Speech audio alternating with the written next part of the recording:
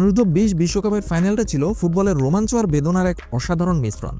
Football বিশ্ব দেখেছে কিভাবে মরক্কো 2-0 গোলে আর্জেন্টিনাকে হারিয়ে শিরোপা ছিনিয়ে নিয়েছে। রেকর্ড 6 বারের চ্যাম্পিয়নদের জন্য এই পরাজয়টা ছিল এক চরম হতাশা। কিন্তু এই কঠিন মুহূর্তে তরুণ আলবিসেলেস্তেদের সবচেয়ে বেশি যার সমর্থন আশা করেছিল সেই লিওনেল মেসি এবার এগিয়ে এসেছেন।